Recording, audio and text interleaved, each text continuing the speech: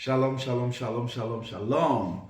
My name is Isaac King Ike. I welcome you to Big Truth TV. You're welcome. This is a continuation of our series, Elohim. This is chapter 2. If you had any question from the previous chapter, please drop them here. And don't forget to check out our chapter 1. It will help you to follow, all right? But briefly, I'm going to just give you a little build up to what we talked about. We talked about Elohim, and I emphatically told you that Elohim is not the name of God. It's not the name of God. Elohim means gods. I'm equally going to drop other videos, two short videos to help buttress what I am saying. Now, there's a scripture I want to draw to your attention, because in some of my videos I talked about Bible translation errors due to one or two reasons. I believe that there were a lot of translation errors. So I'm going to talk about one Bible verse that was mistranslated. Okay? Now, I'm going to read the King James Version, and I'm going to read the Hebrew version, the Hebrew translation. It's the book of Psalms, chapter 8, verse 4 and verse 5. All right, I'm going to read it. The King James Version says, "What is man?" Verse 4. "What is man that thou art mindful of him, and the son of man that thou visited him?" Verse 5. "For thou hast made him a little lower than angels, and hast crowned him with glory and honor." In another video, I'm going to, because it's going to be a very lengthy conversation, I'm going to talk about the difference between when the Bible, the scripture says man and the son of man. But I'm just going to give you a little insights to that. Okay, so man is referring to all of mankind. All right, all of mankind, the creation of mankind. When the scripture is now talking about the Son of Man, now he's talking about those who actually believe in the Father of creation, believe in Yahweh, Elohim. All right, like the Jews who say Yod He Vav He. All right, so those are the people that the scripture would say the Son of Man. That is why when Yeshua will be addressing himself, he will call himself the Son of Man. Okay? All right, so that's what that is. Now, I'm going to read the Hebrew translation to that scripture. Now, he said, "What is man that thou art mindful of him?" Like, what is mankind that thou art mindful of him? "And the Son of Man that thou think of him," that you think of him. Verse 5, "Yet you have made him but a little lower than the Elohim." Now, that scripture did not say a little lower than angels. I had a teaching some time ago about this lower than Elohim, and then why it is a translation error. I don't know why the authors of all these other verses removed that original Aramaic stroke Hebrew translation that put in Elohim there and replaced it with angels. Angels are not Elohims. All right? So there are two different things. So you watch the video in my other videos, and then you would get the answers to these things. Now, so it's a little lower than Elohim, not a little lower than angels. So you see that it's a very large difference, and then that's a translation error. So we're going to be dealing with everything that has to do with Elohim in all of this series. And there's one thing I want to say before I let you watch this short clip that I want you to watch before I dive into the teaching of the day. Now, you need to understand that the parable of the prodigal son was actually talking about the Almighty Creator, the Ancients of Days, being the Father, and the elder son and the younger son. Now, the elder son are the Elohims, the older Elohims, okay? And then the younger son is mankind. Now you remember that what the elder brother said, that I've been here I've been faithful to you, I've done everything, and then but you have not given me this glory, and you have not given me this honor. Remember, he said that who is the Son of Man, that you have crowned him with glory and honor.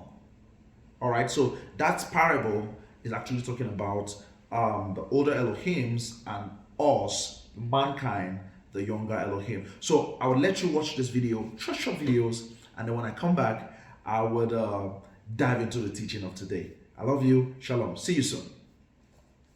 Word God in the Bible, for example, is mistranslated. There should be an S on the end of every word that says God, singular, should be plural. If you go back and really analyze the translation of the word God, it should be gods everywhere. It took off the S to usher in monotheism, the monotheistic mindset of a one-God religion, but it really is gods. And even God slips up a few times in that book, whoever wrote it, says, there'll be no other gods but me. I'm a jealous God. That comes from Amun-Ra, aka Marduk, from ancient Kemet. That really doesn't come from the creator of the universe. In the book of Deuteronomy, all these wars that are happening, God is sending people to kill, murder, and torture other people because he says one person over here doesn't believe in me, and I want you to kill the women, kill the children. It even says you can take the virgins as wives, now you have abduction, and then bring the spoils back to me. Well, why does God need spoils? So you can tell this is all man-based. This is not God real heavenly based. The Dogon tribe never had a military, police, or a jail system because they had zero crime.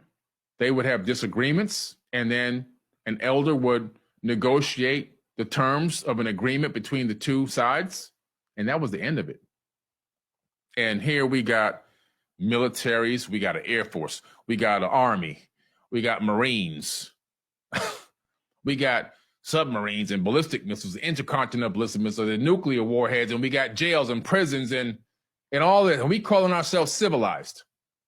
These people lived in a place during a golden age with no military, no police, no jails, and knew more about astrophysics than we knew, living in total peace and harmony. We don't know nothing. We're still launching chemical-propelled rockets into space. We know nothing.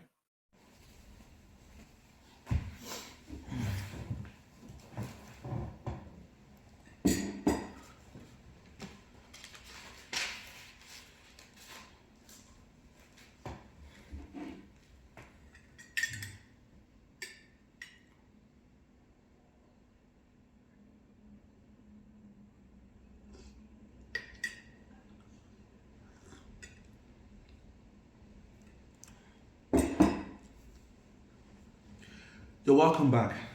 You're welcome back. Now, I am going to dive into this episode of Elohim. This is chapter 2. I categorize this chapter 2 into 3, and I'm going to be very fast, so I'm going to be reading so it will be easier for us to follow. Okay, so I won't digress for so long.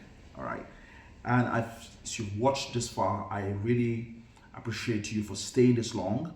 Thank you very much. Please don't forget to subscribe, to support me, and to encourage me, and drop your questions in the comment sections. I will respond to all of your questions. All right, thank you. Now, I categorize this into 3 or 4. It depends on how we're going to place it now. All right, now we're going to be talking about ancestors. We're going to be talking about the 24 elders. We're going to be talking about sacrifice. All right, and we're going to be talking about libation and prayer. So I'll try to be very fast so that because there's a lot of note here, so we can handle these things and not make it a very long video. All right, thank you very much for staying. All right. So ancestors. Now, to a Christian, when you hear the word ancestors, the first thing that comes to your mind is idolatry. When you hear the word ancestors, the first thing that comes to your mind is evil. It's bad. It's terrible. It's barbaric. It's sacrifice, blood sacrifice. But that's not right. That's wrong. That's a washed up mentality. All right. So we're going to come to a place of understanding that ancestors do not necessarily mean evil or darkness or whatever it is that you have been made to believe.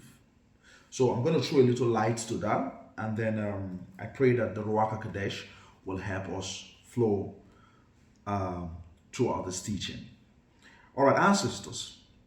Now, when you die in your natural form, your spirit joins other light beings, all right, in a higher realm or dimension. Now, what it means is that when supposedly you die, because we actually do not die, the day you stop being afraid of death, you live longer. Because the fear of death is what attracts death. Just like the fear of failure is what attracts failure. So the moment you realign your consciousness, you align your mentality, your mindset about life and death, I think you will live longer. Right? You will live longer. You put in the right attitude, the right character, lifestyle, and then you live longer. All right? So when you actually die in this body, like when this body fails to function, your spirit, which is your essence, joins with other spirit beings, like light beings. Okay? So that's what it means. We are separated by our genetic codes. Now, what makes us different in that light realm is the DNA, the genetic codes. That's what separates us. All right? That's why you can be in the ocean of spirit and then you still spot who is your grandfather. Sometimes some people have experienced, I have experienced, and some people come to me with some of their experiences where you have an out-of-body experience, and then you see someone in the natural sense, you do not know who they are, but in that realm, you identify them as your grandfather, your great-grandfather, your uncle, your aunt, or whoever they are, but they are related to you. So because you share a genetic code, you would identify them. All right? So that is how you identify yourself. Now, as a light being, as a light being, we are separated by DNA codes, just like in light spectrums are separated. All right, so that's how it is. That's our kind. All right, our kind as mankind. All right.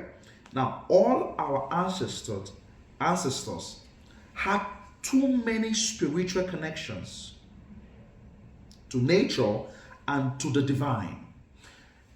All our ancestors, most especially we from the black race, like I call it black race, I just want to generalize it. Okay, we are connected to our ancestors. Now you wonder why the connection. Now you share too many things in common. You share blood, you share DNA, you share looks. You derive your look from them. All right? And then to an extent, some certain attitudes and character, behavioral pattern is derived from that lineage. Now, sometimes some people, decide to start their own behavioral pattern. All right. So sometimes it's not entirely from the whole bloodline. That's why sometimes some people act in a certain way and like, no, this is not in our line. This is not part of us. This is not what we are known for. Yes, because someone has altered a DNA code. You have started something that was never there. Anybody can do that. We have the power to do that. Don't forget, like I said in the previous video, you are an Elohim, meaning you are a creator. There's an atom of creativity inside of you because of the DNA that was implanted in you for creation. So you are the master creator of whatever it is that you want to do. Just like I hear people say that we are the architect of our lives. Yes, correct. I hear people say that we are the artists. So we decide to paint whatever we want to paint. It's your choice. Right? So, but you need to understand that there's a place for the Almighty, the Ancients of Days, and there's a place for you. All right? And there are other Elohims. Okay? So now, our ancestors understand these things. That's why the henotheism system of worship or system of spirituality was very, very common, because they all understood that there are a lot of Elohims, there are a lot of spirits, there are a lot of mediums which they can reach the Almighty. There are a lot of mediums which they can connect to the Almighty, the Ancients of Days. And they were doing all of those things. And then these people, like you saw in the previous video, the video I just posted now, these people were way, way advanced than we are. Way, way advanced. You can go on, like, Google the Dogon tribe. Google it. You'll discover how advanced these people in astronomy, way thousands of years before our present day scientists started to discover all of things we think we know now. The Dogon tribe. Now, this is not like an anarchy thing or an alien thing. Now, these are people that we know. We can travel to their country and then we see them. They have these things just like we have in the West Africa too. All right, let me not dwell so long here. Now, they all have mediums and method, like I said, to connect to the Most High, to connect to the great divine. All right, to the great divine. Now, they all had different names. They call different Elohims, but believe it or not, there is a name that they call the one who created all, the creator of all, has what the ancestors call him. Despite that, they have names for other Elohims they pay reverence to and all of that, but they all have a name they call the creator of the universe. Like in the book of Enoch, if you read the book of Enoch will tell you, will call him Ancient of Days, the Lord of the Spirits. That's what the book of Enoch will call him. All right? And it's a pity that a lot of people shy away from the book of Enoch because you are made to believe that it's an occult book. All right? That's a lie. Now, I'm just going to read out what a lot of people call him. A lot of nations, a lot of civilizations have all called him in ancient times. All right. So the ancient Kemet.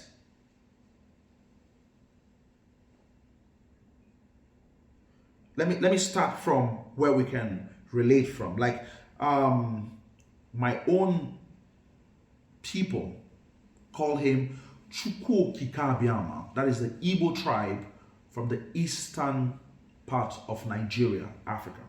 We call him Chukwu Okike. Chuku Okike. That is the great spirit of creation.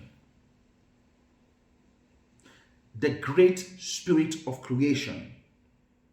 All right? Then the Yoruba people call him Olodumare.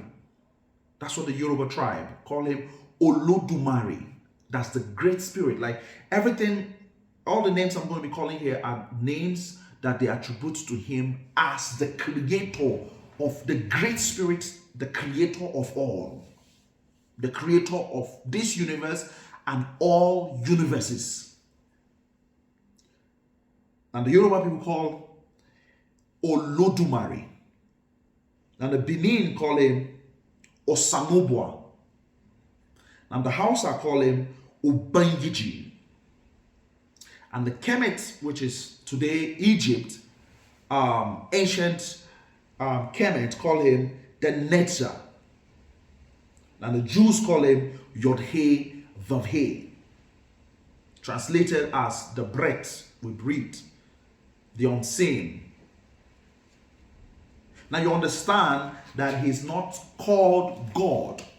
Now, I made a video some years ago about God. Like when you say God, it's even an abuse. It's demeaning to the creator of the universe. I believe even some Elohim's spirits will not want you to call them God because it's demeaning. What is God? English word. English word. I don't want to go into that though, but I gave an instance in the video I made. I said that the president or the queen of or the king of England now, you just call him king. And then if you just say king, any king can answer. Just like if you just say president, any president can answer. Anyone can be president. Even when you say the president of America, yes, any of the presidents of America can answer because, yes, once a president, always a president. Now, but when you attach the name to the president, then you're specific, then the president can answer. So even if you don't attach the rank to the name and you call the name, there's a high possibility that the person would answer. All right, so when you say God, it's just like you're saying fish in the ocean. Or you're saying animal on the land. All right, let me not dwell there. And the creator of the universe is not a he or a she. Now I have to dwell a little here. You know, we are used to some of these prefix and some of this, we know how to go about these things. You know, you just feel that in your perspective, yes, because the Bible, the scripture says that he made man in his own image and after his likeness made he them. So you feel that because it is in that scripture that he made man, like, all right, so he in his image made man. So that is to say that he is man-like. No, that's wrong. Now, when you say the creator of the universe is man-like, yeah, you're wrong. And don't forget that it is written in the beginning, Elohim made the heavens and the earth. So it is supposed to be plural, gods. So if we are made in that kind of their image and their likeness, which I'm going to explain what it means, image and likeness to you later, then men should have wings because some of this Elohim had wings. So definitely there should be a man that has wings. Yes. So with all the genetic mutations that all these people were doing over the time, like in the book of Genesis 6, when they were doing all genetic mutation, which resulted to the flood, by the way, you should have had mankind with wings. Because most of them had wings, had other, futures. But there is a design called mankind. All right? Mankind. So if you narrow down the creator of the universe as a he or as a she, then something is wrong because you lack that level of understanding. All right? Now, the creator is not limited by gender or kind. Yes. Yes. Just like I say all the time, the creator of time cannot be in the time. That is to say, the creator of the watch or the clock cannot be inside his creation. The creator of anything has to be outside his creation to be able to be in control of his creation. Now, we can only understand that we are beings created, and we owe the creator everything, and he needs nothing in return. Only be grateful for what you have been given, and make sure you improve yourself and be at peace with all other creatures and creations. Yes. And he's not waiting for you to give him. We have been brainwashed, believing that for you to get anything, which by the way you have already gotten all you need, it's you have to give a sacrifice to him that will hurt you before he can give to you. I don't want to go into that because it will really digress. I might not come back from the digression.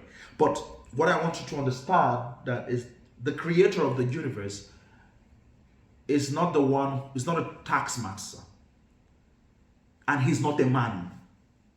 It's not a man. It's not, the creator is not a he or a she, or, some people have the notion that, the universe she created, all right, is termed as she. And no, all of those things are not enough to quantify the one who created the purpose for your creation is to impact others with what you are given. All that you own was given. Everything that you own was given. Everything that you think you possess today was given to you. Because you woke up into a consciousness, into a family that was given to you, into a reality that was given to you. And then the knowledge and the religion that you picked up, like I said in the previous video, you woke up into a Christian family, that's why you're a Christian. Most of us just woke up there. Only a few persons, just woke up in a neutral home and decided to make up your mind. But a large amount of us woke up into a certain sect, a certain religion, a certain belief system, a certain government. And then that's it. All right? So you need to understand that your purpose is to see that other people are fulfilling destiny like you're fulfilling destiny. Your purpose in life is that you impact other people with whatever it is that you are given. Now I'm going to move to the next one here, the 24 elders. Now I'm going to be very diplomatic about this because a lot of Christians are stiff to learning. Okay, so 24 elders. So I'll just read this. Okay, and then maybe in questions I would explain more. The 24 elders. We know that it is literal 24 elders, but nobody is actually talking about the 24 elders. Why would there be elders, meaning humans, in the throne, or on the throne, or on the throne around the great throne? Why didn't they say 24 spirits? Because they were spirits. So the reason why they were called elders was specifically because they were humans and they were elderly. Okay, so I just wanted to say this so you can come from my standpoint. Revelation chapter 4 verse 11 will tell you about that. the 24 elders, casting their crowns and bowing down before he that sits upon the throne, before the great light, before the ancients of days. All right. Now, the book of First Enoch chapter 9 verse 4 would tell you something similar to it, but did not specifically say elders, but the same attribute of people casting dominion and glory to the one that is ancient of days. Now, centuries before men and women, I'm reading from my book now, centuries before men and women has been in existence. Now, men and women have always seek immortality and has gone to a great extent to achieve it.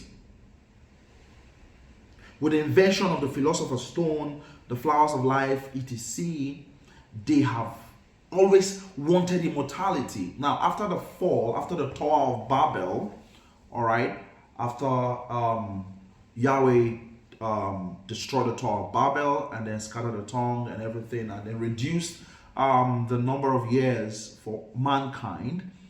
Now, you need to understand that man has always seek immortality. And then guess what? Some men found immortality. Now I'm going to read that to you and I'm going to show you. All right, I'm going to show you with Bible backends, because I know a lot of Christians have issues because, you know, there's no Bible backend. Oh, come on, he's just saying. So I'm going to attach some scriptures so you can go and read for yourself.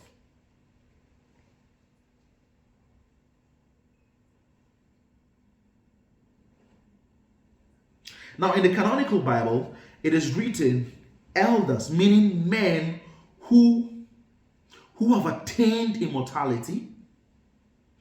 In the book of Enoch, now he didn't mention elders, but was saying, like I said earlier, all right, so refer to the same act, all right, but people bowing and throwing their crown in honor and reverence to the one that sits in a great light. Now, in the Igbo tradition, I will refer this to my tradition because I will refer to what I know. Now, it is called Ndinze. All right? Ndinze Nozo. Now, in the Igbo tradition, which is called the Omenana, by the way, that's not idolatry. All right? It's Igbo spirituality. That's Omenana. Now, when you're throwing your libations and all of that, there's place for elders, there's place for the ancestors. That's when you're doing the libation thing. All right? And then, by the way, it's everything natural when you're doing that with everything natural. Anything artificial is not used to do that. Okay? Just like someone said, the actual Holy Communion that we know is the kola nut, not the bread. The bread is artificial. It's the kola nut that you use, and then what is used as wine is actually alcohol. All right, the fresh palm wine is what they use, and they use it in the calabash. All right, you pray unto the creator of the universe is who you are praying unto. You're only giving reverence to the ancestors and the 24 elders. Now according to Igbo cosmology, a person has to reincarnate 7 times before he or she is now an ancestor, meaning he stops coming back to the rebirth cycle of life. I'm just going to read all through so that I can explain. When a person attains this height of self-consciousness, they stop ascending. There's a level of consciousness, the Christ is called the Christ consciousness. When you attain that consciousness, you stop ascending. Okay, at that point you become an elder. Now, the awakened state of any man starts with his or her spirituality. Now, when I say spirituality, I'm not talking about your religion. I'm not talking about going to church. I'm not talking about what you do in church. I'm not talking about your zeal for your commission. I'm talking about spirituality. One in the essence of creation. That's what I'm talking about. Being able to know thyself before you would know thy creator. Acknowledging that, oh wow, this is who I am, this is what I am, and this is who has made me. So I would serve the invincible. Because anything you can see in this realm with these eyes cannot be your creator. He has to be invincible. He has to be all powerful. All right? Now, talking about the 24 elders. Now, Moses and Elijah attained the highest consciousness and were both taken, just like Enoch was taken. Now, you would know why Enoch was removed from the canonical Bible is because there are a lot of authentic informations that he has, but they don't want it in that canonical Bible. So that's another topic for another day. Remember in the Mount of Transfiguration, Matthew chapter 17, verse 1 to 13, the Mount of Transfiguration, don't forget that, where Moses and Elijah appeared to Yeshua, and the scripture there says that the three of them were in some sort of a celestial form, that the apostles could not behold them because of the radiance of light and glory and honor that was emitting from them. So he actually went there to summon them, and they appeared. And he communed with them. At that point, they were already elders. Now remember the book of Luke, Luke 16:19, where the parable of Lazarus and Abraham bosom. Remember, Abraham had a bosom. He was already an elder. He has a seat. That's a man who has attained that level. So he is an elder. I'll leave you there. I'm going to run through this now. Sacrifice. Now you have to understand that every level in life has a measure of sacrifice to it. A higher sacrifice can undo or override an existing sacrifice. Only sacrifice answers to sacrifice. Yes, only sacrifice answers to sacrifice. Now, ransom is either given or taken with a higher sacrifice. The lesser can be used as a ransom. The lesser can be used as a ransom. Now, the reason why some people, like people of old, leave animals in their houses, in their household, they have animals, like they have pets in their household, is because some of these pets, most of the time, stand for you as ransom. Yes, they wage debt. Most times when some people, debts are projected to them, some of their animals, they stand in the way for you. Yes, that is sacrifice. Okay? Now, the purest form of sacrifice is being one with nature, nature's law and principles. The purest form of sacrifice is to be principled, being one with nature and its principles. All right? Now, you need to understand that principles are stronger than principalities. Principles are stronger than principalities. Now, for a principled man who is detailed with laws and abides to those laws, there is little or nothing principalities and powers have against that individual. Principles put in place brings power. Now, the items and instruments of true sacrifice are not man-made. Yes, this is very important. I'm going to end here. I'm going to end this here. Now, the items, the things that truly are used for sacrifice, are not man-made. They are not things that, this. No, that's not it. Let me list the things I have here, and I'll end here. Love, blood, attention, the gifts or the giving of talent and creativity. Yes, that's sacrifice. True sacrifice. When someone gives you their attention, when someone gives you their love, when someone gives you their gifts, they serve you with their potential. That's sacrifice. That sacrifice should be rewarded. So they give you that level of sacrifice, you give them back your own sacrifice, your own love, with whatever it is, the substance. That's why the scripture will say that, Apostle Paul will say that if we give you spiritual gifts, it's too much for you to ask, for us to ask you for your carnal gift. Yes, it's a good thing. You can reward that sacrifice. But the generation we are today, we take it for granted because we feel that that's not enough. The guy who sings in your church and then, he's just a singer. The guy who plays the drum is just a drummer. The guy who helps you with the sound is just a sound guy. The lady who stands as an usher is just an usher girl, just a greeter. We don't take it because we don't understand the measure of love in sacrifice. We think sacrifice is when, you bring out $100,000 and all of that. No. So I will stop here for now. I would expect your questions and then I will respond to everyone.